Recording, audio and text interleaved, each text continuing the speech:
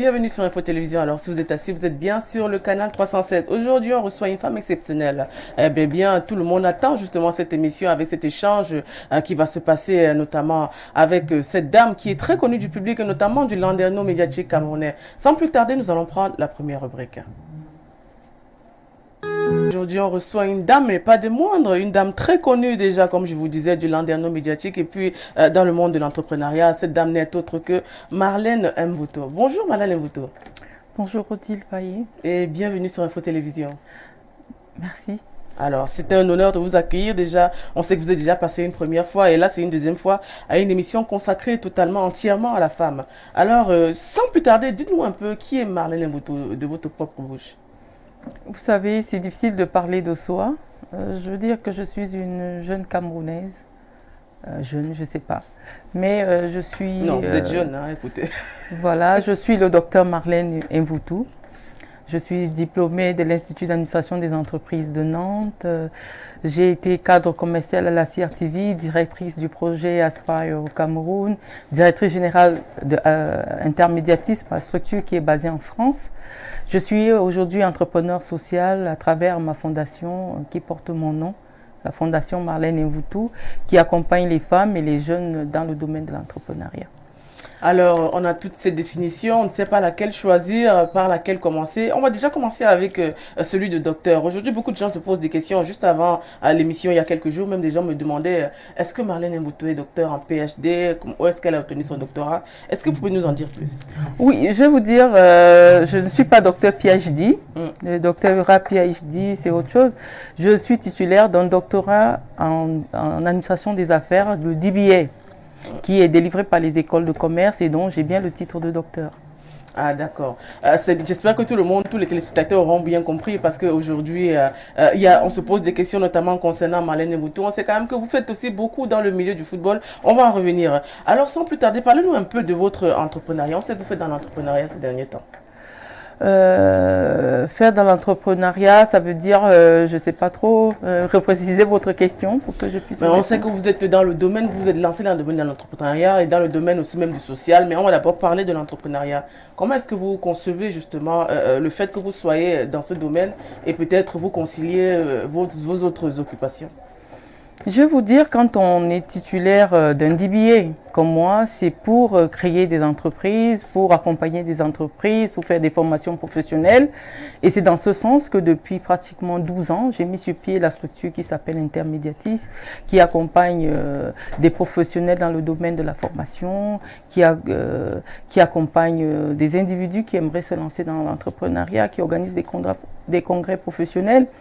Maintenant, comment vous dire, ma fibre humanitaire a bien voulu que je puisse soutenir la jeunesse et notamment les jeunes femmes qui veulent s'engager, qui veulent créer des petites structures et qui n'ont pas de moyens. C'est ainsi que le 11 février, par exemple, la fondation qui porte mon nom a pu apporter des subventions à certains jeunes qui nous ont proposé des projets pertinents et nous avons accompagné financièrement ces projets-là. Et d'où vous vient justement l'idée de faire des dons et d'accompagner des jeunes entrepreneurs? On sait aujourd'hui que l'entrepreneuriat n'est pas facile et puis il faut d'abord avoir une vision, une idée et puis essayer de la concevoir. Comment est-ce que vous avez procédé pour avoir justement ces jeunes entrepreneurs? Est-ce que c'était un appel d'offres ou bien vous êtes allé simplement vers eux? Non, pas du tout. Vous savez que je suis suivie par des milliers de jeunes sur les réseaux sociaux. Et je leur ai dit, nous pouvons utiliser les réseaux sociaux d'une autre manière, comme nous a indiqué le chef de l'État, d'une utilisation responsable et républicaine des réseaux sociaux. Et donc, j'ai initié le projet selon lequel chaque jeune devait nous présenter un projet et le projet qui devait avoir le maximum de likes devait être soutenu à hauteur de 500 000 pour le premier, 300 000 francs pour le deuxième et 200 000 francs pour le troisième. Et les jeunes m'ont contacté sur WhatsApp, ils m'ont envoyé leur projet que j'ai partagé sur ce réseau social qui est très prisé par les jeunes, Facebook. Et au bout de 3 mois, on a pu dégager des projets qui ont reçu l'assentiment populaire, je crois. Et nous avons décidé d'accompagner ces projets-là. Mais aujourd'hui, est-ce que c'est seulement sur Facebook, sur la plateforme numérique que vous communiquez? Si aujourd'hui il y a des jeunes entrepreneurs, par exemple, qui vous regardent à la télé et peut-être qui n'ont pas peut-être le loisir ou bien justement cette petite faction pour aller dans les réseaux sociaux, comment est-ce qu'ils font pour avoir justement un don de la Fondation Marlène Mvuto? C'est pas un don, c'est une subvention que nous accordons. C'est-à-dire que Je vous ai dit, nous faisons du mentorat, nous donnons des subventions pour démarrer, pour permettre aux jeunes entrepreneurs de démarrer. Nous avons créé un réseau qui va permettre de relayer sur le terrain nos idées. Ça fait 9 ans que nous existons, que nous avons avec des amis mis sur pied cette fondation pour, dans un premier temps, soutenir les activités humanitaires pendant la période de la crise de la Covid-19. Nous avons pu donner des packages alimentaires dans les prisons et dans les hôpitaux. Nous avons accordé des bourses scolaires à des jeunes issus des milieux modestes. Nous avons organisé un tournoi de football, justement parlant de football, dans la région du Sud à Ebolova. Et notre mission est d'encadrer et d'accompagner la jeunesse, les femmes. Vous savez que c'est pas facile pour les jeunes femmes d'entrer dans le monde de l'entrepreneuriat, surtout que les banques sont souvent réticentes pour accompagner, pour accorder les crédits aux jeunes femmes. Donc, nous avons pensé que nous devons accompagner ou soutenir les initiatives du gouvernement de la République en ce qui concerne l'encadrement des femmes dans le domaine de l'entrepreneuriat. Mais on sait quand même qu'il y a les banques des jeunes et des petites et moyennes entreprises. Justement, il y a des subventions qui sont faites, il y a même des formations qui sont faites, mais peut-être la communication n'est pas assez faite aussi dans une largesse bien déterminée. Alors aujourd'hui, on sait que Marlène Mvutu, c'est cette femme qui a commencé avec Aspire, qui a été très connue. Moi, on va revenir dans le domaine du football parce qu'il est très long quand même et très assez large. Mais aujourd'hui, on sait que vous faites dans l'entrepreneuriat, on sait que vous avez la fondation Marlène Mvutu. Comment vous arrivez à créer une fondation étant au Cameroun et vous avez une autre société, entreprise en Occident? Vous savez, depuis pratiquement 15 ans, je vis entre le Cameroun et l'étranger. Et donc, oui, c'est possible de travailler au Cameroun et de travailler en France au même moment. Je vous dirais qu'en France, c'est pour ma vie privée. Ma famille est installée en France. J'ai fait mes études en France. Je sais que vous me suivez sur les réseaux sociaux. Bien sûr, bien sûr. Pour ceux qui me suivent, chaque fois que, notamment à la délivrance de mon DBA, Doctorate in Business Administration, c'était en direct de Facebook. Donc, vous au moins, vous avez beaucoup de mal à souvent entendre les ragots qui sont dits sur moi. Et donc, c'est possible parce que je vis entre l'Occident et le Cameroun. Les ragots, on en parle, on ne parle que de personnes importantes. C'est pourquoi on invente souvent des ragots. On sait que Marlène Mvutu, c'est quand même une femme intellectuelle. On va aussi peut-être parler de ce côté intellectuel. Aujourd'hui, on sait que vous êtes une femme déjà ayant un doctorat. Que pensez-vous justement de ces femmes qui aujourd'hui peut-être ne veulent pas continuer dans les études et préfèrent l'entrepreneuriat? Vous savez, faire des études, ça ne vous garantit pas de réussir dans la vie. Ce ne sont pas les études qui vous permettent de réussir. Il faut respecter ce qu'on veut faire. Il faut aimer ce qu'on fait. Et quel que soit votre bagage intellectuel, si vous aimez ce que vous faites, vous pouvez réussir votre vie. Réussir, on ne peut pas dire que pour réussir sa vie, il faut forcément aller à l'école. Non, il y a des personnes, il y a des success stories formidables, des personnes qui n'ont pas fait de longues études et qui ont réussi leur vie, qui ont parfaitement réussi. Tout ce qu'il faut, c'est la discipline de vie, ne pas vivre au-dessus de ses moyens, respecter son entourage, respecter l'environnement, et vous êtes sûr de réussir. Alors, pourquoi êtes-vous le plus souvent au Cameroun ces derniers mois? J'ai un travail que je fais au Cameroun depuis septembre 2020. Que je suis venue faire, que je préfère qu'il reste confidentiel parce que les personnes qui m'ont engagé pour ce travail ont besoin de confidentialité dans le type de travail qu'on fait. Donc je suis là pour mon travail, pour une prestation qui a été attribuée à ma structure intermédiatrice. D'accord, on va y revenir. Alors parlons un peu de football. Aujourd'hui, on sait que vous avez été celle qui a lancé l'initiative Aspire. Aujourd'hui, on voit le football camerounais déjà avoir une nouvelle vision avec l'arrivée de Samuel Eto'o à la tête de l'Africa Foot. Quel est le regard que vous portez avec cette nouvelle génération et ce nouveau dynamisme qui a été intégré? Dès que j'ai lu le projet que Samuel Eto'o proposait pour redonner au football camerounais toute sa splendeur, j'ai tout de suite adhéré. Je lui ai apporté d'ailleurs tout mon soutien. Je pense que c'est une personne qui a de la volonté. C'est quelqu'un qui aime profondément son pays. C'est quelqu'un qui a de l'expérience au plus haut niveau dans le domaine du football. Je pense que c'est la personne indiquée, le médecin indiqué pour soigner les maux qui minent le football camerounais. Ok. Parlez-nous de votre rôle dans le domaine du football. Oui, dans le domaine du football, qu'est-ce que je peux vous dire? J'ai occupé toutes les responsabilités. J'ai été vice-présidente départementale, j'ai été présidente de club, j'ai été vice-présidente départementale, j'ai été présidente régionale, j'ai été rapporteur de la commission marketing de la FECAFoot, j'ai été présidente de la commission football jeune de la région du Sud, j'ai été membre de l'Assemblée générale de la FECAFoot. Vous voyez, j'ai 17 ans, un parcours de 17 années à la Fédération camerounaise de football. Pour moi, c'est un hobby, c'est pas on n'est pas rémunéré pour ça. J'avais pensé que le football transmettait des valeurs positives, des valeurs de cohésion nationale, sociale. Il n'y a que quand on voit l'équipe nationale du Cameroun jouer que vous voyez que tous les Camerounais s'aiment et qu'ils aiment leur pays. Et donc, je pensais qu'à travers ce vecteur de paix, on pouvait développer aussi notre pays. Vous avez vu le programme national de développement des infrastructures sportives qui a désenclavé notre pays.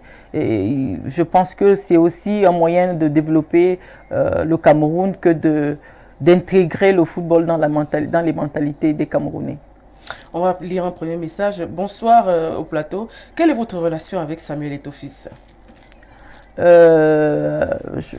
Comment dire, la relation avec Samuel Eto'o-Fils? Moi, je connais Samuel, en fait, je vois Samuel Eto'o. J'ai été partout avec les Lions depuis 2000. Ça fait 22 ans que je connais Samuel Eto'o.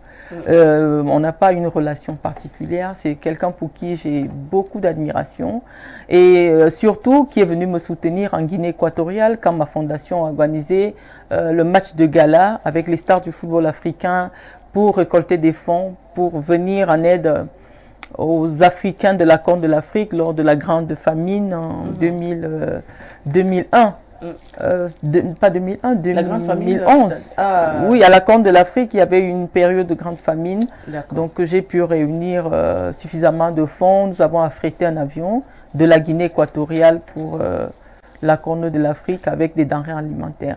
C'est quelqu'un pour qui j'ai vraiment beaucoup d'admiration, qui a su se démarquer dans son domaine, qui vient d'un milieu modeste, mais qui s'est hissé grâce au travail au niveau qu'on connaît aujourd'hui. C'est un exemple pour la jeunesse camerounaise et je trouve vraiment dommage qu'il y ait encore certains Camerounais qui veulent le tirer vers le bas, qui veulent faire en sorte que ça devienne un contre-modèle. C'est pour ça d'ailleurs que je l'ai toujours soutenu sur les réseaux sociaux et j'ai souvent dit ce que je pensais aussi quand il dérapait des fois. Donc c'est comme ça. Alors on sait aujourd'hui que Rigobert Song est à la tête de la sélection. Que pensez-vous justement de ce choix du gouvernement camerounais? Je vous ai dit, Rigobert Song, que ce soit Rigobert Song, que ce soit Samuel Eto'o, c'est de grands professionnels de football. Ils ont joué dans les meilleurs clubs du monde. Rigobert Song a eu tous ses diplômes d'entraîneur et je ne comprends pas pourquoi on lui ferait un procès en sorcellerie de ne pas être en capacité de diriger notre équipe nationale. Il a les capacités, il a l'expérience, il a été pendant longtemps capitaine de notre équipe nationale. Ça veut dire qu'il connaît maîtriser un vestiaire. On lui reproche il a été de ne pas avoir eu du succès avec les U23, l'équipe A-Prime aussi. Mais il n'est pas le seul qui n'a pas eu de succès avec les U23. Personne n'a jamais eu du succès avec les U23. Ce n'est pas l'entraîneur qui fait la qualité des joueurs. Un sélectionneur d'une équipe nationale, il vient pour encadrer des joueurs qui sont déjà formés, qui évoluent dans différents clubs. Ce n'est pas à lui de former des joueurs où il n'a pas la baguette magique pour qu'il y ait du succès. C'est des sélections qui sont moyennement accompagnées sur le plan financier et donc forcément les résultats ne peuvent pas être les mêmes. Je pense que si on donnait les mêmes moyens aux équipes A-Prime, les mêmes qu'on donne à l'équipe Fagnon, je suis sûr que même moi, je pourrais entraîner cette équipe. Ah, d'accord. Même vous pourrez entraîner cette équipe. Oui. Ah, mais ça, c'est la meilleure. Alors, qu'auriez-vous changé à l'organisation, peut-être, de la CAN 2000, Total CAN Énergie 2021? Déjà qu'on a vu sur votre page Facebook où vous faisiez des propositions, notamment concernant l'organisation, concernant justement la vente des billets, concernant le vaccin. Qu'auriez-vous peut-être apporté comme plus ou comme plus-value face à cette organisation? Bon, c'est une autre casquette que j'ai peut-être pas voulu évoquer ici. Je suis la présidente d'une association qui s'appelle la Fédération des supporters de football des Lions indomptables du Cameroun. Je pense que on aurait fait beaucoup de choses. Je ne vais pas remuer le couteau dans la plaie. Tout le monde a pu voir les manquements qui ont pu être notés par ici, par là, pendant la CAN. Mais ce que nous devons retenir, c'est que notre pays vient d'organiser l'une des meilleures CAN que le continent a pu organiser ces 10 dernières années. Le gouvernement du Cameroun a fait beaucoup d'efforts. Le président Paul Biya nous a doté des meilleurs stades. Je vous assure que le stade d'Olembe, j'ai été en Europe, j'ai été au Camp Nou, j'ai été à Old Trafford, dans tous les meilleurs stades du monde. Je ne vois pas un stade qui ressemble à celui d'Olembe. C'est très volontariste de la part de notre chef de l'État de nous avoir doté d'équipements de 3e génération. Alors aujourd'hui, c'est vrai qu'il y a eu quelques plaintes, il y a eu des décès. Est-ce qu'on aurait pu éviter, est-ce que vous pensez qu'on aurait pu éviter justement cette bousculade? Clairement, je me suis largement exprimée dessus. La difficulté que j'ai aujourd'hui, c'est que des fois, je livre, je donne tout ce que je pense. J'avais pensé que la gestion de la billetterie pouvait se faire d'une autre manière. J'avais pensé qu'on devait encadrer les supporters. 3 ou 4 mois avant, on devait savoir qui entre dans le stade pour voir les matchs des Lions. Mais bon, c'est du passé. Comme je vous ai dit, ce qu'on retient, c'est que le Cameroun a organisé une très très belle CAN. Et puis, même les observateurs étrangers qui étaient là vous diront que c'était une très très belle fête du football continental. D'accord. Alors aujourd'hui, on voit une nouvelle équipe type de Lyon-Fagnon. Est-ce qu'avec le prochain match qui va se dérouler, le match de barrage face à l'Algérie, vous avez de l'espoir concernant ces nouveaux Lions? Moi, j'ai vu une équipe qui veut gagner, une équipe qui a envie de gagner. On se souvient de la fameuse remontada des Lions indomptables. C'est une équipe c'est des jeunes qui en veulent, qui veulent démontrer. Et je crois que face à l'Algérie, elle sait qu'elle est attendue. Elle aura du pain sur la planche. Moi, je suis confiante. Je suis supporter des Lions indomptables, vous savez, donc j'ai beaucoup de mal à dire. Je ne sais pas ce que je peux dire sur cette équipe. Elle est jeune, elle a de l'envie, et je crois que avec l'encadrement technique qui vient d'être nommé, c'est une équipe qui fera de très très beaux résultats. Oui, on m'a posé cette question même juste avant l'émission. On m'a demandé à Madame Marlène pourquoi elle aime autant les réseaux sociaux, et notamment Facebook. Je n'aime pas beaucoup les réseaux sociaux. Moi, je ne suis pas une influenceuse. Je n'ai pas des milliers d'abonnés. C'est vrai que je suis très suivie sur les réseaux sociaux. Mais moi, je n'aime pas les réseaux sociaux. Il faut savoir que nous sommes au 21e siècle et la communication entre les personnalités publiques et le public, si je peux m'exprimer comme ça, veut que par moment qu'il y ait des échanges directs entre ceux qui vous admirent et vous. À une certaine époque, j'étais très éloignée, j'étais très lointaine, je ne communiquais pas sur les réseaux sociaux et ça a laissé le champ aux journalistes ou alors à certaines personnes de dire tout et n'importe quoi sur moi. Donc je me suis inscrite sur ce réseau social depuis 3-4 ans aujourd'hui. Les gens connaissent ma vie, ils connaissent mes enfants, ils connaissent ce que je pense et je pense que ça a amélioré je veux dire, les rapports que je peux avoir avec les gens, la compréhension de mes convictions intellectuelles et politiques, et je me sens beaucoup plus acceptée depuis que je suis sur les réseaux sociaux. Les gens m'approchent facilement, ils me comprennent vite. C'est une forme de thérapie peut-être pour vous? Non, c'est pas une thérapie, c'est que je m'adapte avec mon temps. Nous sommes au 21e siècle. La communication aujourd'hui, elle est gérée par les réseaux sociaux. La preuve en est que vous avez entamé votre émission par ce qui se dit sur les réseaux sociaux. Nous communiquons. Nous sommes en train d'échanger depuis 10 minutes sur ce qui est fait sur les réseaux sociaux. Les réseaux sociaux aujourd'hui font partie de la vie des Camerounais et on ne peut pas snober, sauf si on est ignorant, en se disant moi je ne vais pas sur les réseaux sociaux. Si vous ne communiquez pas sur les réseaux sociaux, on va communiquer pour vous sur les réseaux sociaux. Donc c'est à vous de faire le choix. Et donc je pense que jusqu'à ce jour, c'est un outil que je maîtrise bien. Je me suis installée comme influenceuse d'idées, ne rigolez pas. Oui, influenceuse d'idées sur les réseaux sociaux. Ce que je pense est prise au sérieux. Et des fois, je vois les dirigeants de notre pays qui qui me rejoignent dans les analyses que je fais sur ma page Facebook. Bah, tout le monde vous rejoint, même moi des fois je m'informe sur votre page. Oui, oui. Oui, voilà, aujourd'hui on sait que vous avez, des fois on sait que vous êtes un peu grande gueule des fois, quand il fallait vous défendre. Vous avez eu des incartades un peu, je peux dire avec Nathalie quoi. Comment est-ce que vous avez géré Non, Nathalie quoi, je vais revenir dessus, je ne la connais pas. Ouais. Je ne la connais pas physiquement, je ne l'ai jamais rencontrée. Par amitié pour Samuel Eto'o, quand j'ai découvert qu'il y a une jeune fille qui attaquait, qui se plaignait d'une histoire avec Samuel Eto'o, j'ai été contactée par mon ami Ernest Obama qui m'a présenté cette affaire. Et on a pris l'engagement un peu de questionner pour savoir où était le vrai, où était le faux. Et on avait remarqué quelques petites, moi notamment, j'avais constaté qu'il y avait des contre-vérités dans le récit. J'avais remarqué que la jeune fille voulait utiliser une situation de détresse pour être connue et le temps m'a donné raison. Si vous me suivez depuis des années, c'est la thèse que j'ai développée. Je me suis dit, bon, elle veut être connue parce que moi j'ai rencontré dans le cadre de mon association Les Ailes de l'Afrique qui s'occupe des violences faites aux femmes, j'ai rencontré des femmes qui ont été victimes de violences sexuelles. Je vous assure, elles n'ont même plus le courage de se déshabiller. Et tous les psychologues vous diront que le récit de la dame n'était pas cohérent. Elle a été en France pour vouloir se plaindre, elle n'a pas eu gain de cause. C'est la raison pour laquelle je me suis exprimée, mais c'est pas un clash. On n'est pas du même niveau social, ni la même culture, ni on n'a rien à voir en commun. Je pense qu'en tant qu'intellectuel, je devais intervenir pour restituer une vérité qui a été suivie. La preuve en est qu'à un moment, Samuel Eto'o était hué par tout le monde, mais comme nous avons apporté de la pertinence intellectuelle dans le raisonnement, dans cette affaire qui a fait des choux au Cameroun, il y a eu une autre lecture de l'histoire. Et aujourd'hui, Samuel Eto'o, vous voyez comment il est adulé par le public, parce qu'on a compris que des stars de cette envergure, des petites profiteuses, des opportunistes, veulent une part de leur lumière pour résister. Vous voyez, et c'est devenu aujourd'hui son fonds de commerce, cette popularité qu'elle a eue grâce à cette histoire fait d'elle aujourd'hui une célébrité au Cameroun. Et nous, il y a, je sais pas, il y a 5 ans, on était les premiers à le voir et on l'avait dit. Donc c'était pas un clash, on se connaît pas. On me pose des questions, le cas aussi Aline Zomobem.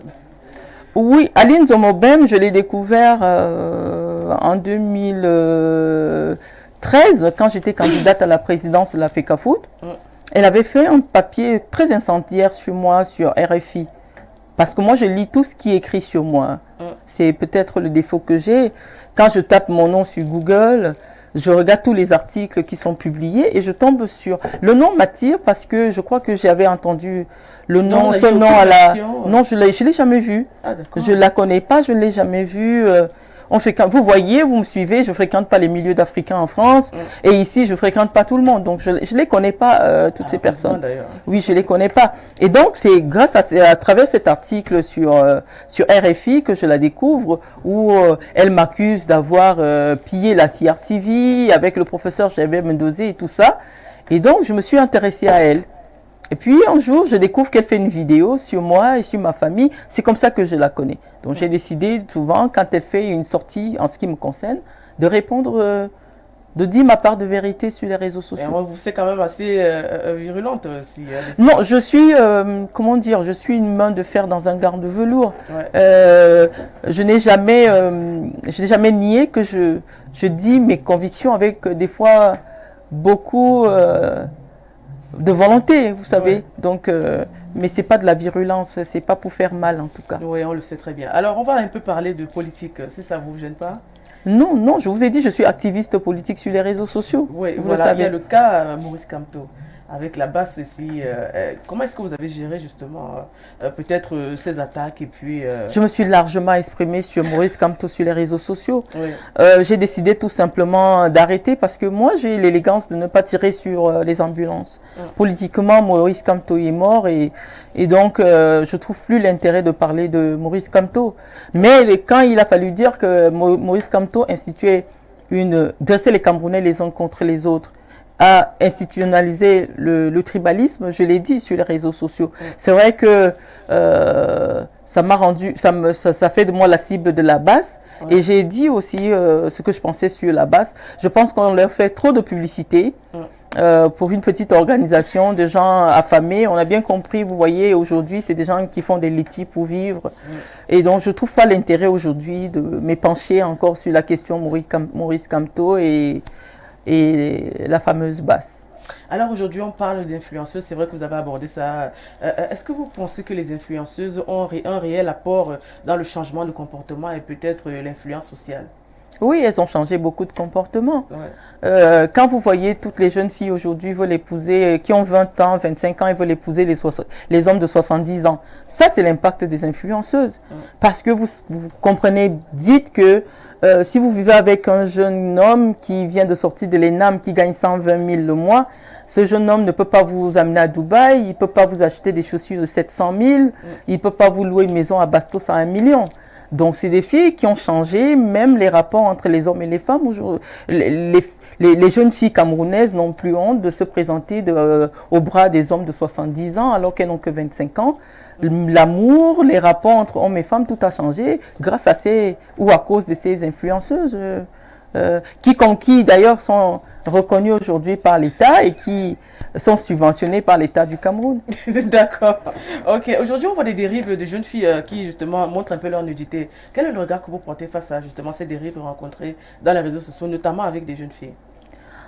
Je vous ai dit le laisser aller. Je ne sais pas, tous les verrous de la morale ont été débloqués au Cameroun. On a l'impression que l'État a abandonné ce pan-là. C'est-à-dire, personne ne contrôle plus ce qui se fait sur les médias et même sur les réseaux sociaux.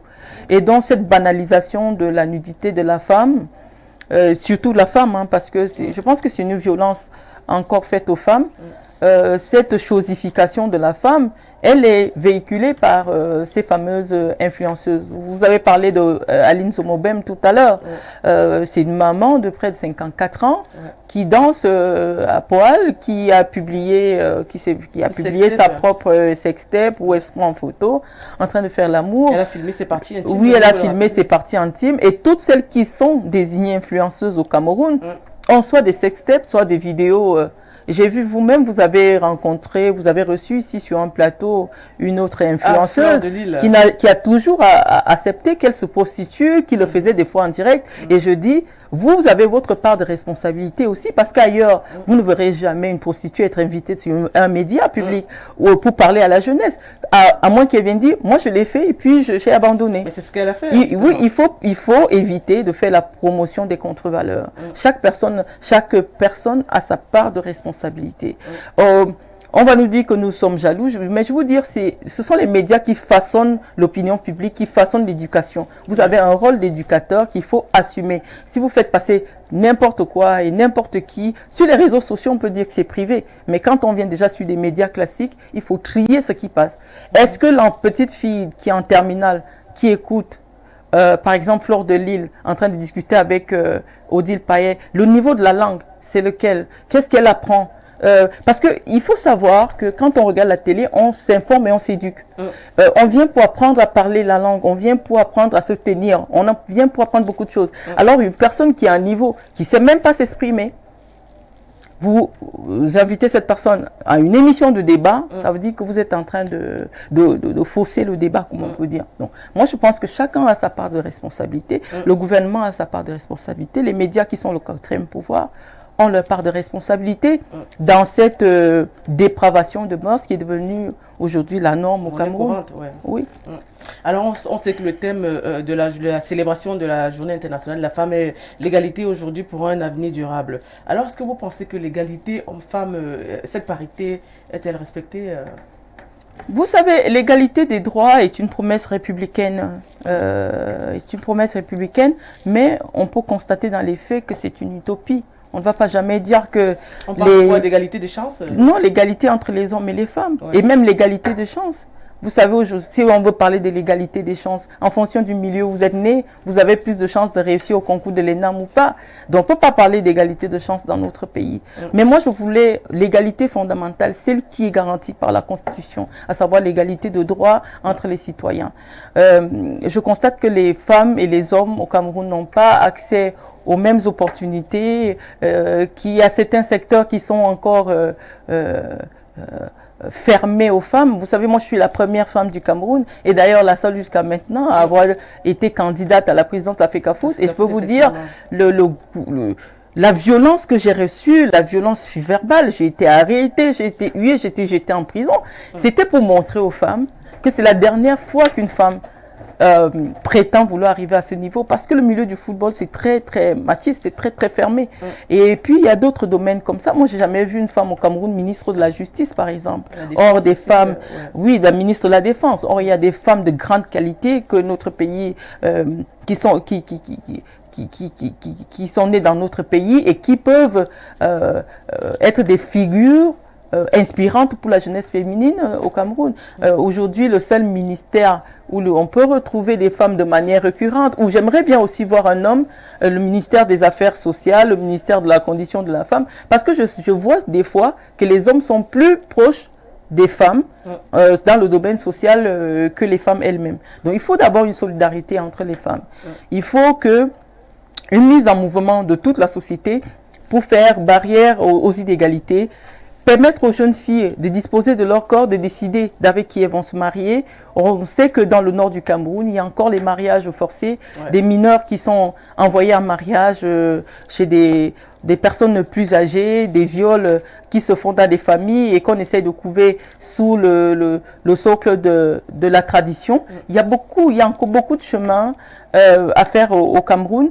Mais n'oublions pas aussi que le président de la République, le président Paul Biya, a fait beaucoup d'efforts, on peut le dire, des efforts pour améliorer les conditions des femmes au Cameroun. Déjà, le nombre de places à l'Assemblée nationale pour les femmes est désormais garanti, de même qu'au Sénat. Et on aimerait bien que les femmes aient le droit de disposer de leur corps. On n'a jamais poser le débat de l'avortement, de l'IVG au Cameroun, l'interruption volontaire de grossesse. Je pense que l'État doit accompagner les jeunes femmes, non seulement dans le planning familial, mais aussi dans leur volonté de ne pas devenir mère,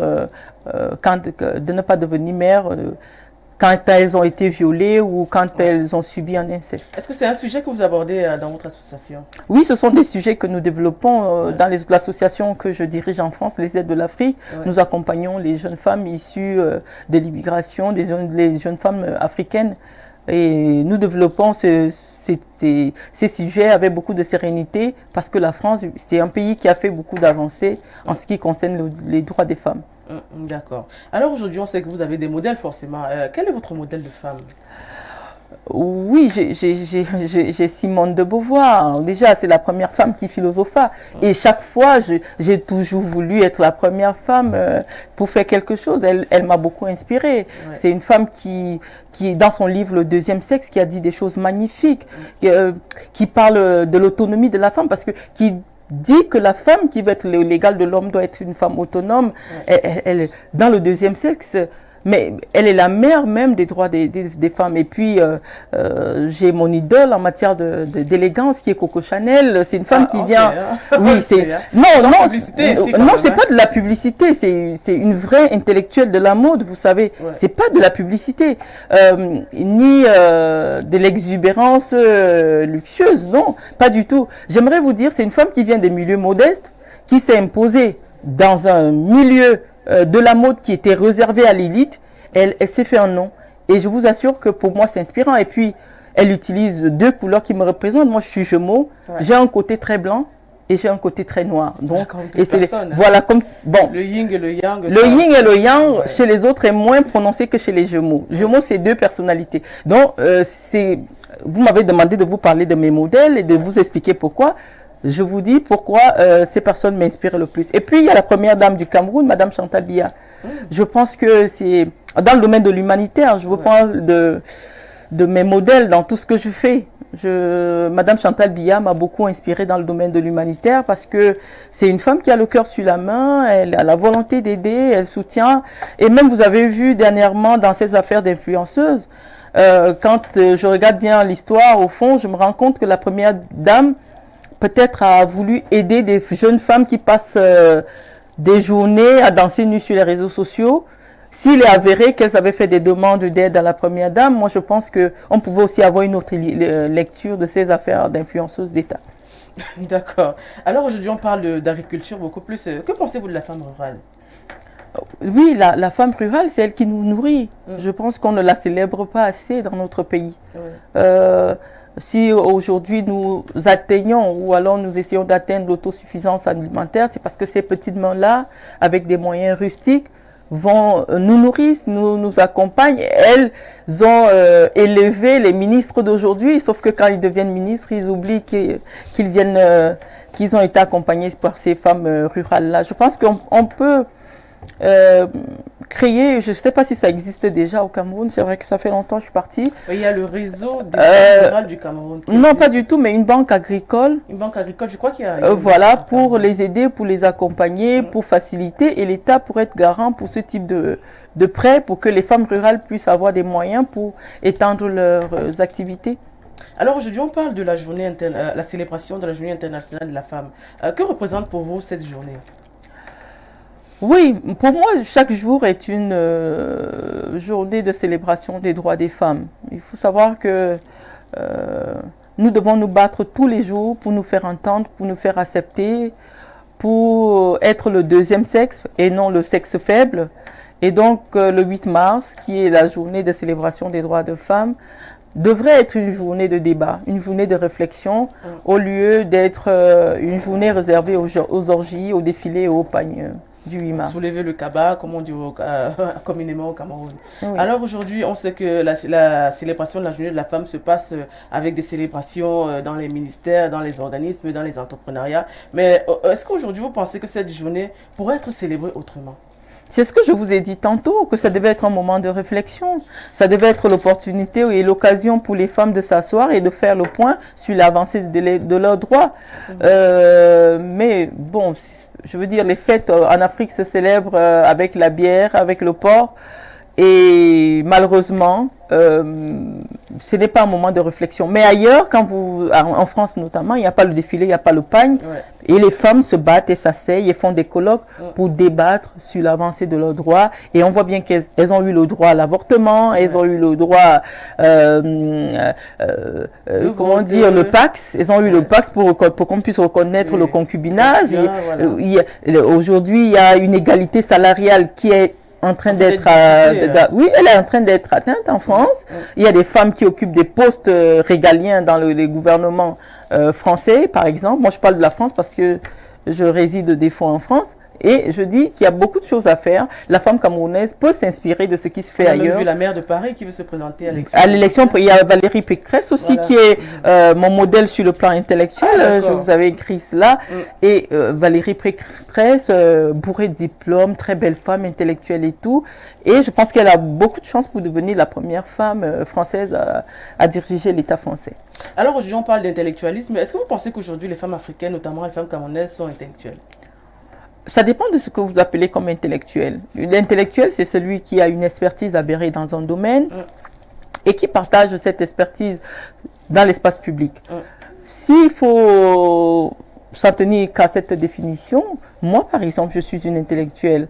Et mon activité très intense sur les réseaux sociaux et sur les médias camerounais est bien la preuve que je contribue au débat, je participe au débat. Et donc oui, et effectivement, je suis une intellectuelle engagée. Et d'autres femmes aussi, les Calix Beyala, Madame Biolay, il y a plein de femmes peut-être que j'oublie, qui sont des intellectuelles engagées, qui viennent sur les plateaux pour défendre leurs idées. Et je pense que ce sont ces femmes-là qui devraient être des influenceuses, on devrait leur donner beaucoup plus de paroles. On en revient toujours. Oui, je vous assure que c'est le mois où nous devons nous battre. Moi, je suis venue me battre pour qu'on ne fasse plus de l'audience aux femmes qui font la promotion des contre-valeurs. Même si elles sont suivies par des milliers de personnes, il faut qu'une société, à un moment donné, se mette ensemble pour dire non, c'est pas ce que nous voulons de la jeune femme. On ne peut pas banaliser la commercialisation du corps de la femme. La prostitution, ce n'est pas un passe-temps. Ce n'est pas une femme se prostitue. Toutes les femmes qui se prostituent sont en situation de souffrance. Et donc, on ne va pas faire la promotion des femmes qui disent oui, moi j'adore me prostituer, je suis une prostituée et tout. On ne peut pas faire la promotion de ce type de femmes. On ne peut pas faire la promotion des femmes qui ne peuvent pas indiquer la provenance de leur aisance financière et qui sont en train de détourner toute une jeunesse féminine qui a manque de repères. Donc aujourd'hui, je vous ai dit, nous sommes là pour nous battre sur chaque pan de la société et dire que même au niveau des médias, nous viendrons défendre nos droits. D'accord. Alors aujourd'hui, quelle est votre opinion sur le label Cameroun, le Made in Cameroun? Oui, c'est une très belle initiative qui est portée par Madame Andela, Karine Andela et d'autres que je suis, et le ministère Oui, c'est une très très belle initiative. D'ailleurs, sur ma page Facebook, vous avez vu, j'ai partagé des jeunes créateurs, promoteurs camerounais qui font la promotion du Made in Cameroun. C'est une très très bonne chose de créer notre propre label avec nos propres références pour pouvoir conquérir le marché international. D'accord. Alors, un mot sur le conflit russe-Ukraine. Ah, vous savez, c'est très loin pour nous. On ne peut pas dire que c'est loin aussi parce que aujourd'hui, sur le plan de la géopolitique, ce qui se passe en Ukraine, forcément, peut avoir des incidences au Cameroun, notamment avec l'Ukraine qui produit près de 60% du blé au niveau mondial. Et donc, forcément, si l'Ukraine est dans des problèmes, le prix du pain peut changer au Cameroun. Et quand le prix du pain change au Cameroun, on peut retrouver la population dans les rues. Ouais. Mais pour dire plus concrètement, je pense que les États n'ont pas d'amis, les États n'ont que les intérêts, comme disait Mitterrand. Donc, forcément, si à un moment donné, la Russie sent que l'Ukraine, qui est son voisin, pète son ventre mou pour qu'il puisse être pénétré ou par des forces exogènes, la Russie a besoin de reprendre le contrôle sur l'Ukraine. Mais est-ce que c'est conforme aux recommandations des Nations Unies en ce qui concerne le respect de la souveraineté des États? Je ne sais pas. Mais voilà. Qu'est-ce que je peux dire de plus? La Russie a à sa tête un homme qui est visionnaire, qui a sorti son pays des fonds baptismaux, qui essaye de refaire de la Russie une grande nation, et donc forcément les gens ne vont pas toujours trouver ces méthodes très catholiques. Donc c'est tout ce que je peux dire. Vous êtes pro-Poutine ou bien Je ne peux pas être pro-Poutine, moi je suis biaïste. Ah, d'accord. Je suis biaïste, je suis pour une politique humaniste, pour une politique qui met l'homme au centre des décisions politiques. On va lire un petit message. Bonsoir, moi c'est Monsieur Elouti. Je profite de votre invité pour demander son contact. C'est ma sœur du Mungo. Bon, il a dit, elle reconnaîtra qui je suis. Oui, c'est vrai que j'ai grandi dans le Mungo, à Manjo notamment. Donc, je suis une fille de Manjo, je dirais. Donc, il n'y a pas de souci. Il peut m'envoyer une demande sur Facebook et puis on pourra communiquer. Je lui enverrai mon numéro WhatsApp. Parlez-nous un peu de l'entrepreneuriat féminin au Cameroun. Oui, tout à l'heure, je vous ai soulevé quelques écueils que rencontrent les femmes qui veulent investir. C'est pas évident pour une femme d'avoir un crédit parce que la plupart des banques et des microfinances exigent des fois d'avoir un titre foncier. Et on sait que pendant longtemps dans notre pays, les femmes n'héritaient pas. Vous savez, c'est toujours d'actualité. Hein. Peut-être ça a changé, mais les femmes n'héritaient pas et donc elles avaient difficilement accès au foncier et donc il fallait avoir un titre foncier. Il faut avoir un titre foncier pour avoir un crédit. J'ai cru entendre que l'État fait quelque chose pour les jeunes pour être garant en ce qui concerne les prêts des jeunes, mais je crois qu'on peut étendre cette mesure aussi aux femmes qui ont du mal à obtenir des prêts bancaires pour démarrer et soutenir l'entrepreneuriat, le tissu entrepreneurial féminin. Ok. Alors, si peut-être on vous demandait de faire un récap 15 ans en arrière, quel serait votre plus grand regret? Mon plus grand regret, dans quel domaine? Je sais pas. Qu'est-ce qui vous vient à la tête déjà? Si on vous dit 15 ans en arrière, quel serait votre plus grand regret? Mon plus grand regret sur le plan politique, c'est que le Cameroun a eu on a octroyé un multipartisme à un peuple au Cameroun qui n'était pas préparé. Au lieu de la liberté, on a eu du libertinage.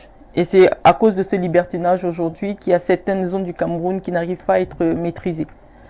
Je pense que le président Paul Biya, qui est un visionnaire, avait vu le cas en 1990, il voyait déjà le Cameroun de 2030.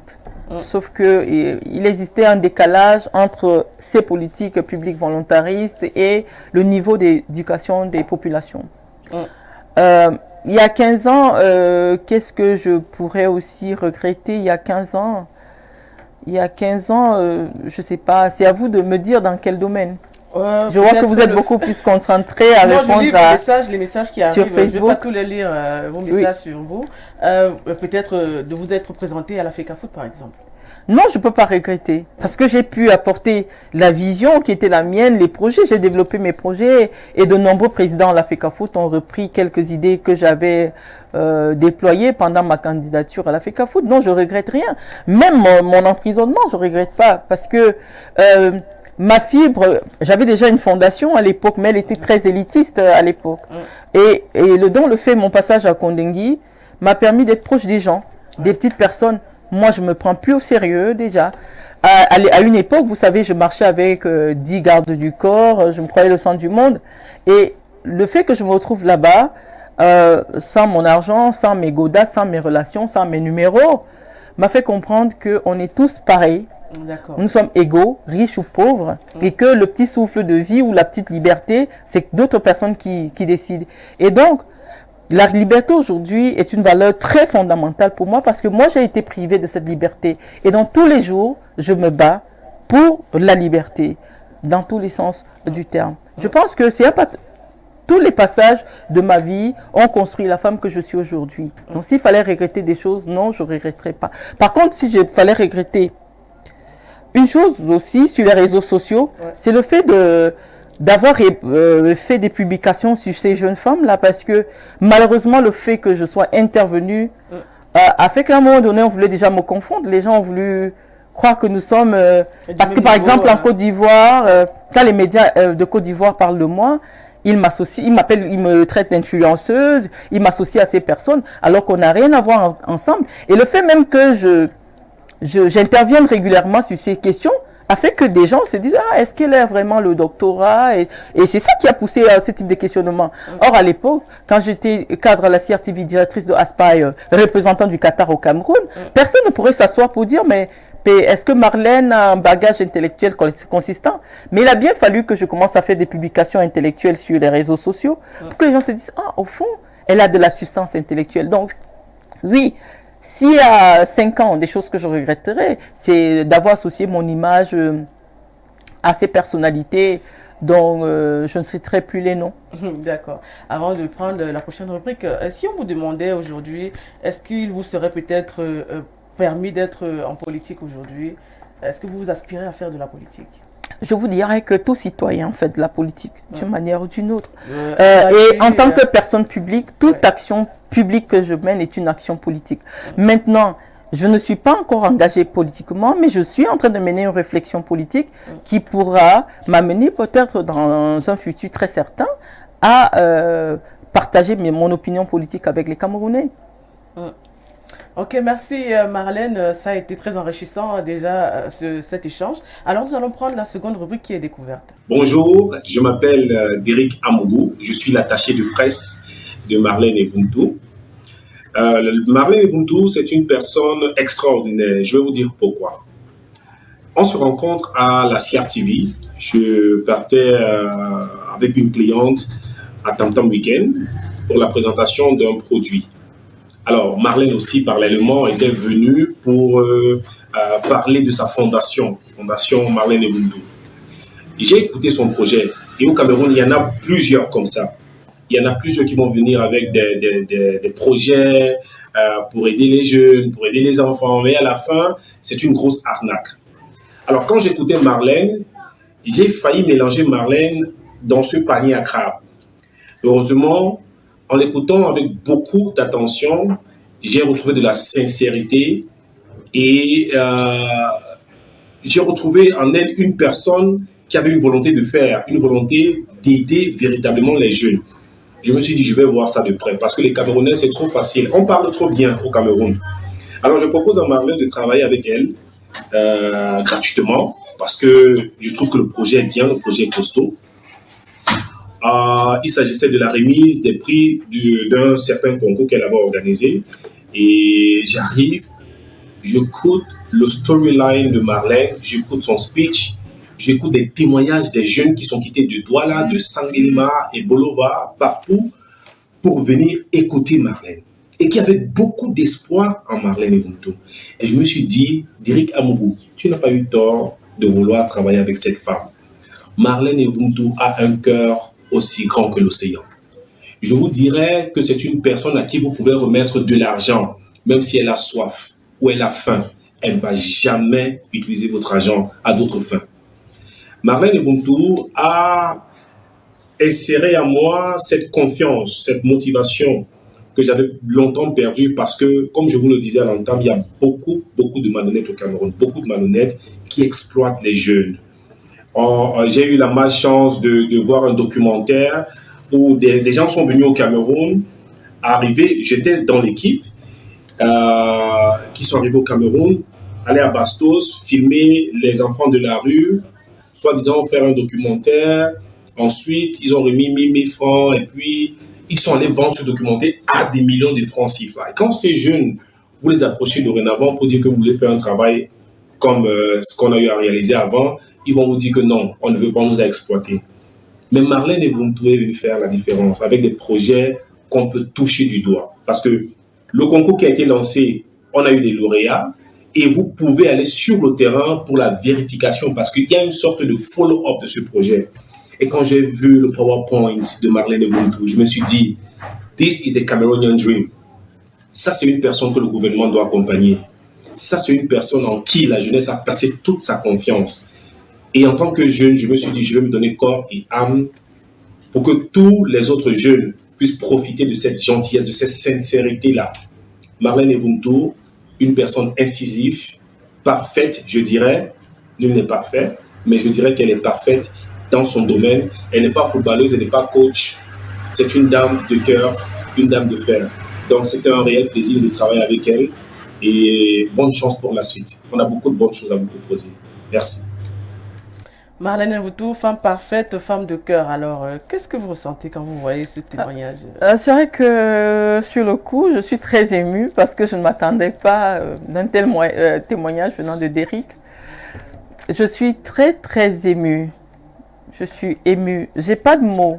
Je n'ai pas de mots. Je ne sais pas comment je fais pour transmettre ce qui se trouve à l'intérieur de mon cœur aux gens. Moi, je suis une personne qui aime les gens, alors que d'autres préfèrent l'argent. Et j'ai décidé, je me suis dit, toutes les opportunités que j'ai eues dans ma vie, tous les accidents de vie que j'ai pu avoir tout au long de mon parcours, c'est parce que Dieu me préparait à être une personne qui travaille pour les autres. Je ne peux plus travailler pour moi parce que j'ai déjà mis des antennes partout pour vivre et gagner de l'argent sans avoir besoin de travailler. Et donc, ces petits moyens ou ces opportunités, ces relations que Dieu m'a données, c'est pour aider les gens. Mes voyages dans le monde, les personnalités que j'ai connues, tout cela, le message que Dieu m'a envoyé, c'est que tu dois les mettre au service des gens qui ont besoin de toi. Et donc chaque jour, quand une personne, un jeune, une femme en détresse me contacte, même sans faire de la publicité, parce que certaines actions du cœur, je ne communique pas dessus. Le projet sur les réseaux sociaux, c'était simplement pour répondre à l'interpellation du chef de l'État qui demandait une utilisation républicaine des réseaux sociaux. Et en tant que communicante, j'ai voulu prêcher par l'exemple. Mais je vous assure, sur le plan humanitaire, il y a des actions que je mène. J'accompagne des femmes, j'accompagne des jeunes, j'accompagne des hommes au quotidien qui ont besoin de soutien. Et donc, recevoir un témoignage pareil, je vous le dis en vous regardant les yeux parce que c'est en face de moi, merci beaucoup, ça me touche profondément. Et je vous rassure que je ne vous décevrai pas. Vous venez de faire de moi une femme parfaite. Je ne savais pas, mais je ferai un effort pour ne pas vous décevoir. Oh, merci Marlène, c'est quand même assez émouvant. Alors, on va prendre la seconde vidéo. Bonjour, bonsoir. Je suis Serge Meva, point focal de la Fondation Marlène Evumtu dans le Dielobo à Sambelima. Le docteur Marlène Evumtu est une dame au grand cœur, une dame multidimensionnelle, une chef d'entreprise,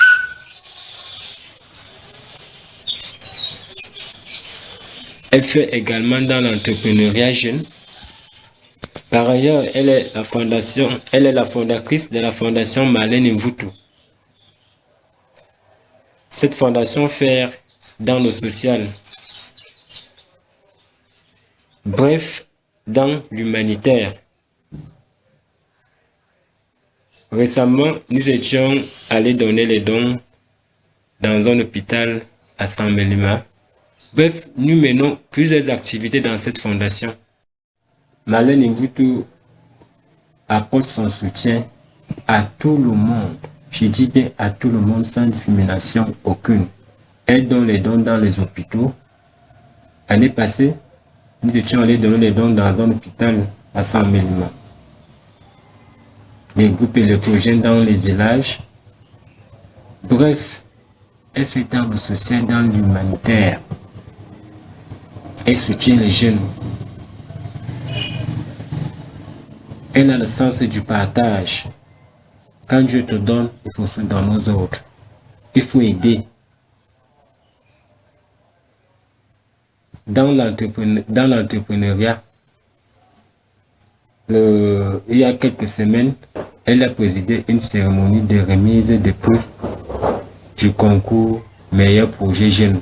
Voilà, elle apporte son soutien. Voilà ce que les jeunes attendent.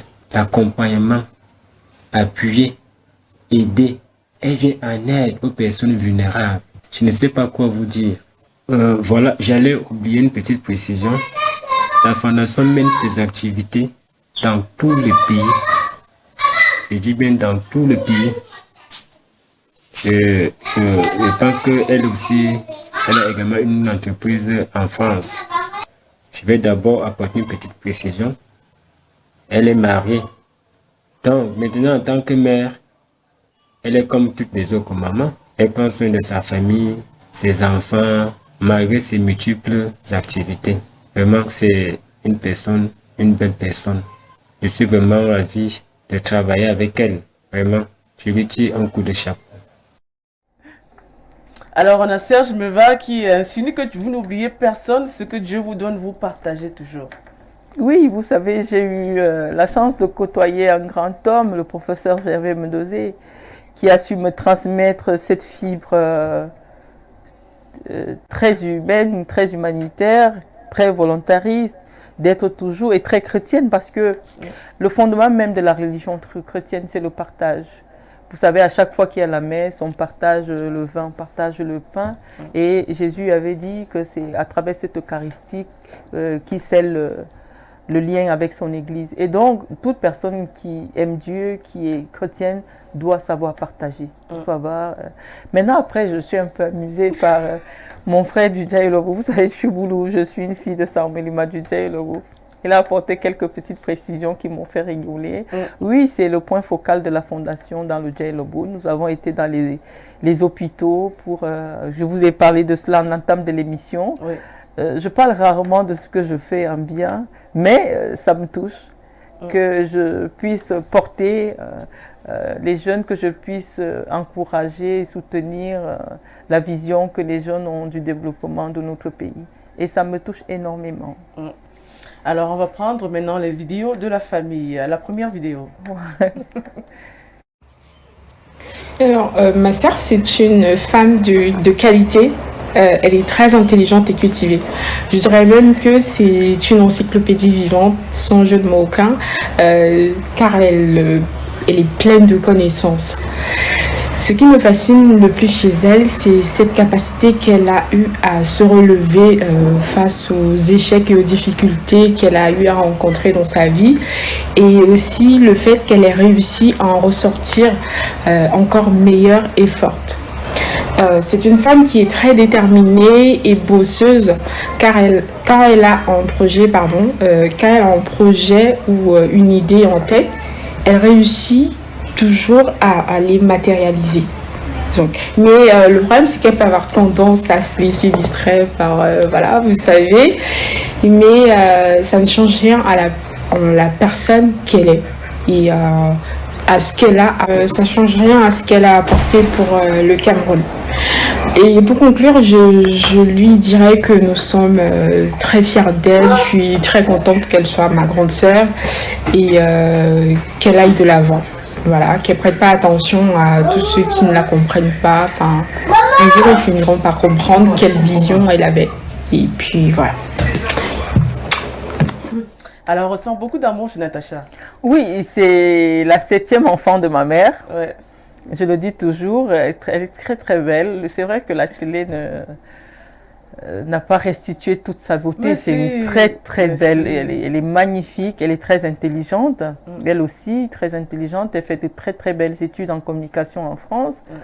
Pour moi, elle est comme ma fierté. Elle est comme ma fierté. J'ai vu tout le potentiel qu'elle avait. C'est d'ailleurs la raison pour laquelle je me suis engagée à l'amener en France pour qu'elle fasse ses études.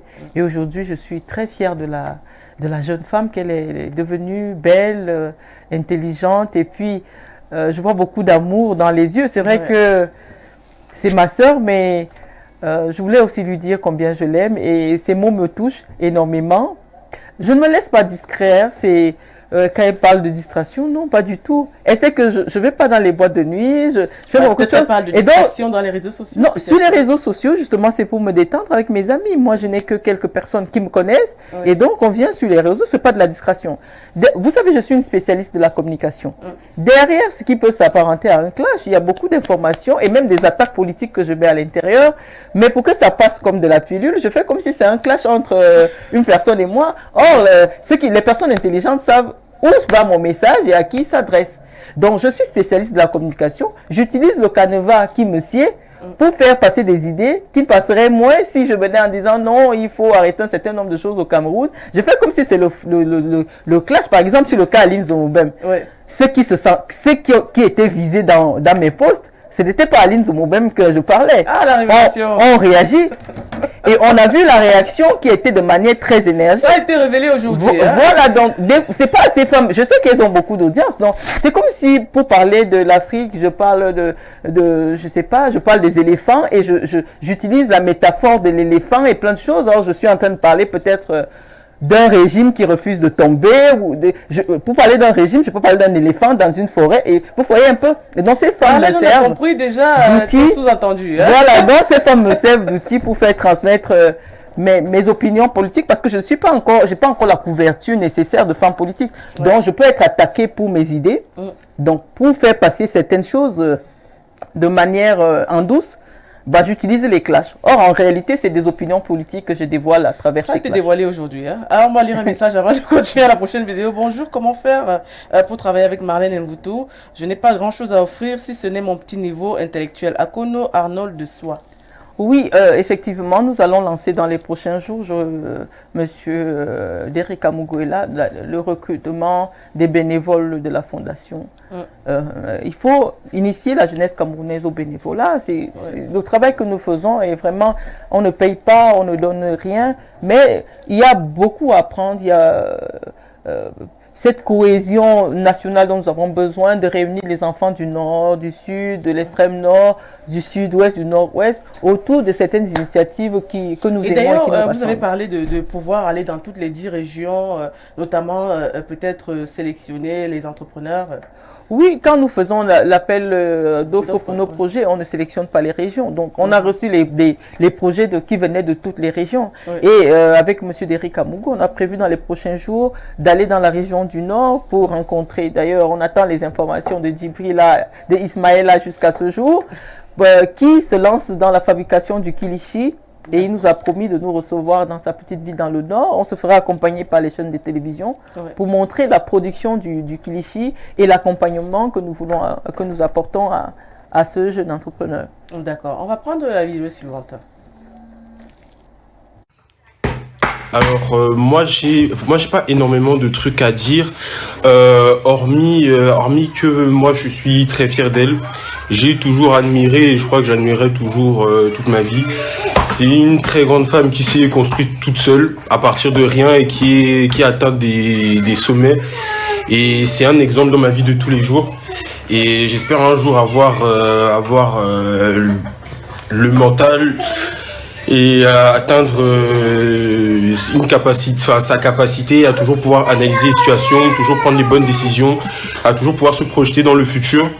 C'est quelqu'un d'exceptionnel, que j'ai depuis que je suis petit, depuis que j'ai 8 ans, que j'admire toujours. Et voilà, j'espère qu'elle continuera toujours à autant émerveiller, à tous nous émerveiller.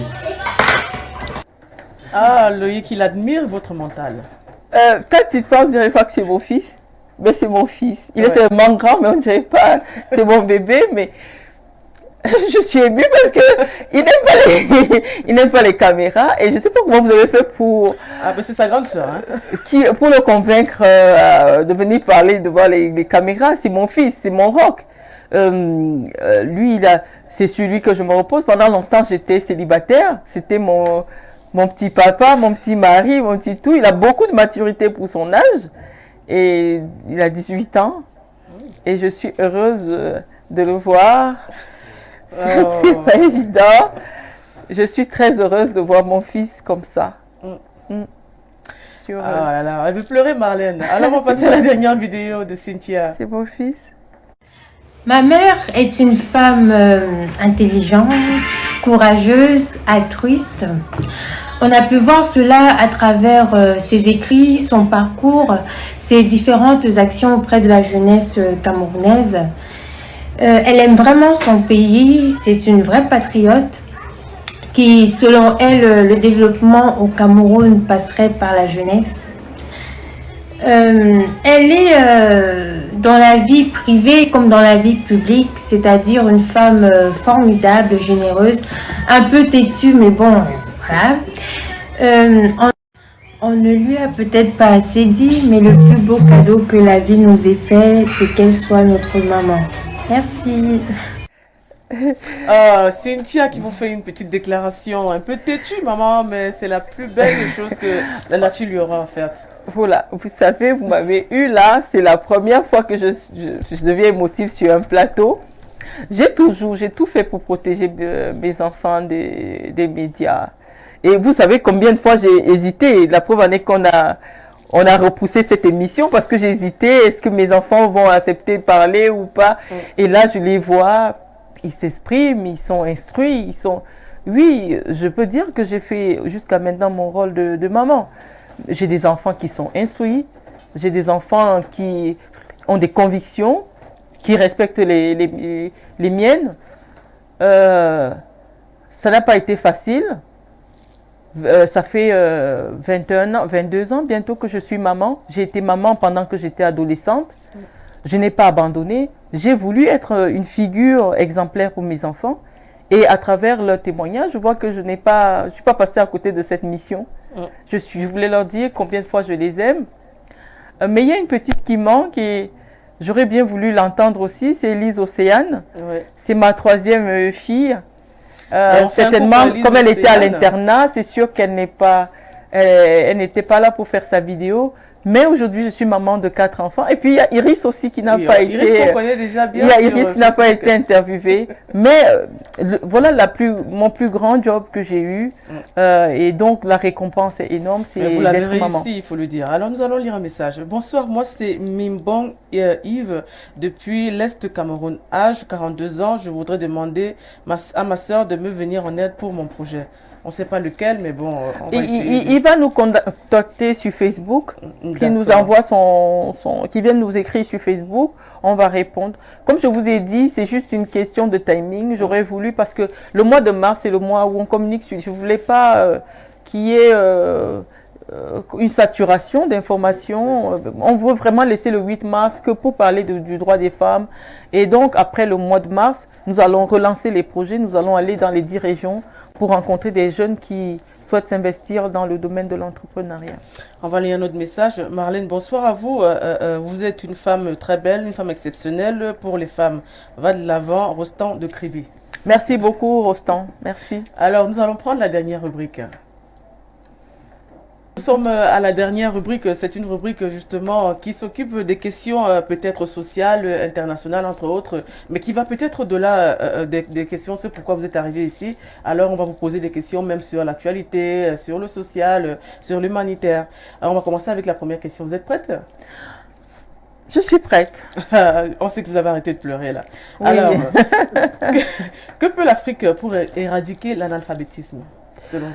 C'est un vrai combat de tous les jours, parce que il y a une banalisation de l'illettrisme au Cameroun. C'est plus on parle mal, plus on écrit mal, plus on est adulé. Je pense que le vrai combat aujourd'hui sera de lutter contre le désert informatique, parce que partout, les gens n'ont pas encore accès aux réseaux sociaux, je veux dire, aux nouvelles technologies de l'information et de la communication. Ouais. On sait qu'on apprend aujourd'hui beaucoup grâce à Internet. Ce n'est plus comme à l'époque où il fallait aller sous l'arbre pour apprendre. Et donc, on aimerait bien que les États africains puissent satisfaire la demande en couverture au niveau des nouvelles technologies de l'information et de la communication des pays. Alors, on va parler de crise sanitaire. Selon votre expertise, quel pourrait être le plan de secours pour définitivement mettre fin aux crises qui se trouvent au Cameroun? Lesquelles, par exemple? La crise au Nozo et peut-être à l'extrême avec Boko Haram. C'est une question qui est délicate, qui doit être traitée par des experts. Mais en tant que citoyenne, je dis que c'est vraiment désolant. Nous sommes les enfants d'un même pays. Nous aimons tous ces pays, chacun à son niveau. Il y a peut-être des incompréhensions. Il y a eu une histoire coloniale qui nous a été léguée, qui nous divise aujourd'hui. Je pense que les populations du nord-ouest et du sud-ouest qui sont en défiance vis-à-vis du régime doivent être écoutées. On doit essayer, et le gouvernement de la République essaie déjà d'apporter des réponses pragmatiques à leurs attentes. Maintenant, n'oublions pas que chaque fois que des troubles s'installent dans une région, il y a aussi des mercenaires qui transforment cela pour faire du commerce, pour vendre des armes, pour créer la terreur. Et contre ces mercenaires, contre ces terroristes, l'État doit être sévère, doit agir de manière redoutable. Parce que le Cameroun n'acceptera jamais qu'on viole son intégrité nationale. On sait très bien qu'aujourd'hui, ceux qui combattent dans le nord-ouest et dans le sud-ouest n'ont pas la nationalité camerounaise des fois. On a vu des mercenaires qui viennent juste de Libye, du Niger, qui sont en train de combattre dans ces zones-là. Et donc, le gouvernement de la République doit agir de manière énergique pour protéger les populations civiles. Déjà, toutes sont des populations civiles, pour protéger toutes les populations qui subissent aujourd'hui les razzias de ces bandes de bandits. Ah, vous les appelez des bandes de bandits Mais ce sont des bandits, c'est pas autre chose. Ce sont des bandits. D'accord. Quel conseil donnerez-vous aux femmes qui, après avoir subi des VBG et violences basées sur le genre, retournent auprès de leurs bourreaux? Comment expliquer ça? C'est une question d'ordre psychologique. J'ai souvent lu certains écrits des psychologues qui nous expliquent que le rejet amoureux rend accro. C'est plus un homme ne veut pas de vous, plus vous l'aimez. Et donc, c'est des mécanismes qui sont souvent très difficiles à expliquer, à exprimer. Et donc, je veux dire, il y a une addiction. Les femmes doivent apprendre à s'aimer elles-mêmes, à se respecter elles-mêmes pour que les autres les respectent. Parce que si quelqu'un porte atteinte à votre intégrité corporelle, c'est une personne qui ne vous respecte pas. Et donc, si vous analysez la chose de cette manière, vous aurez du mal à aller vers quelqu'un qui ne vous respecte pas. C'est comme ça qu'on peut appréhender la question. Mais sinon, les résistations d'amour, il y a des femmes qui aiment bien qu'on les tape avant de leur faire l'amour. Après, ça rentre dans du sadomasochisme que les Africains estiment encore que c'est la sorcellerie. Or, ça existe. Des femmes qui aiment bien être bastonnées.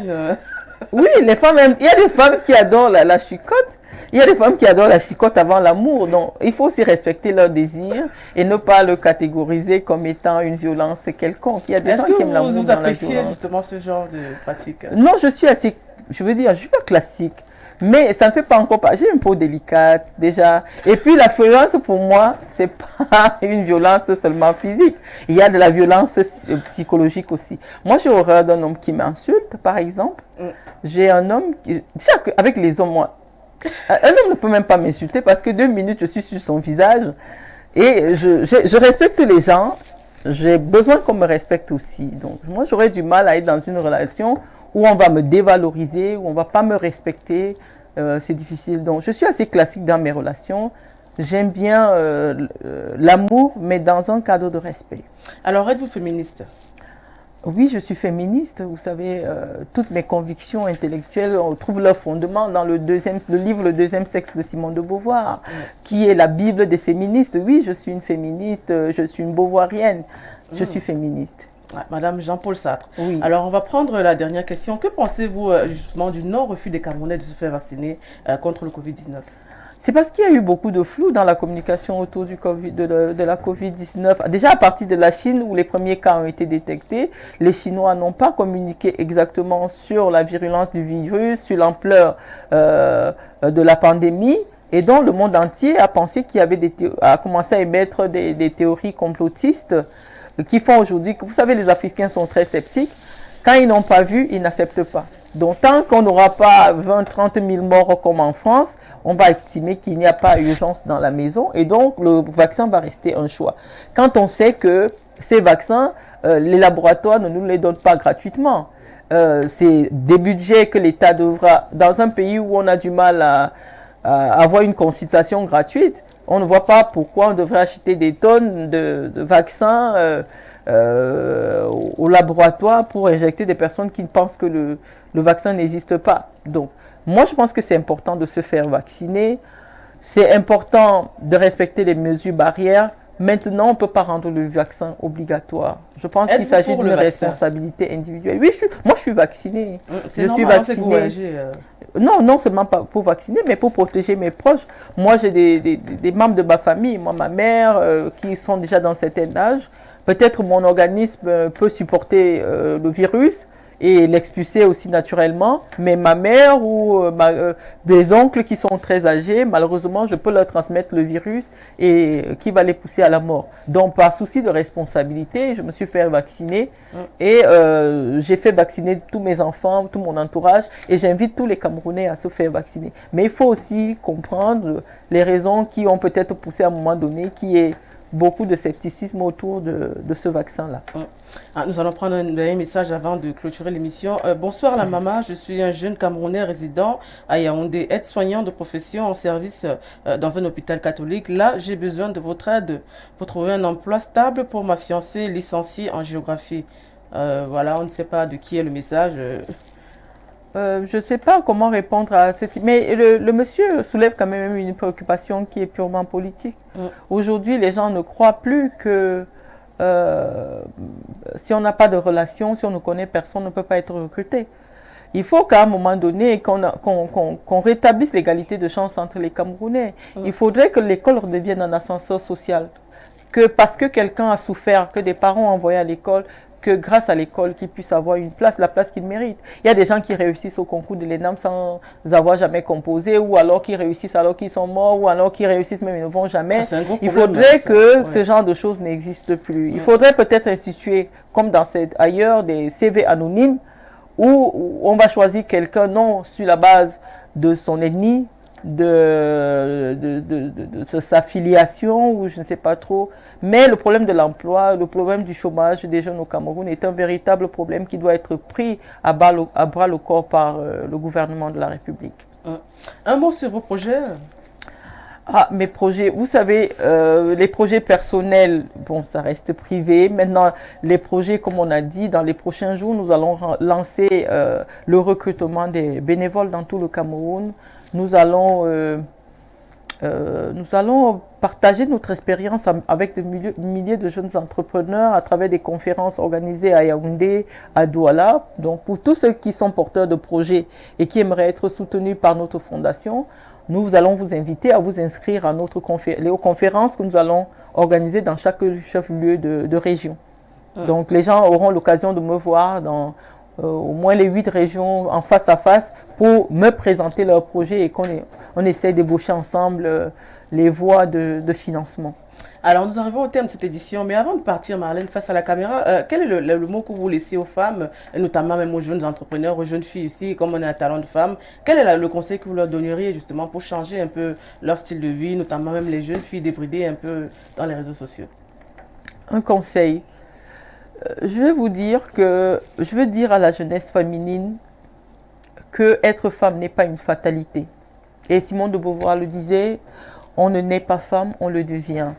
Et donc, chaque jour, nous devons travailler pour mériter notre statut de femme. Nous devons apprendre à nous aimer entre nous et à nous aimer nous-mêmes. Nous devons apprendre à nous respecter. Nous devons apprendre à respecter nos partenaires qui sont les hommes. Et j'aimerais dire qu'il n'existe aucun domaine réservé aux hommes. Nous avons plus la nature nous a donné une capacité intellectuelle qui est peut-être des fois plus puissante que celle des hommes. Alors cette force qui se retrouve dans un corps fragile doit s'exprimer. À partir de maintenant, je vous invite à prendre votre destin en main. Oui, vous le pouvez. Oui, vous pouvez changer le Cameroun. Oui, le Cameroun a besoin de vous pour devenir un État émergent en 2035. Merci Marlène d'être passée chez nous, ça a été un plaisir. C'est moi qui vous remercie. On n'a pas vu le temps passer. Voilà, on espère vous revoir bientôt à Info Télévision. Merci. Allez, passez un bon week-end. Merci beaucoup. Alors, merci de nous avoir suivis. Merci d'être branchés sur Info Télévision. Restez pour la suite des programmes. On dit merci à Ben Valls. On dit merci à toute l'équipe technique. Merci à la supervision générale de Neven. Portez-vous bien et surtout soyez sages. Et on se dit donc à samedi prochain.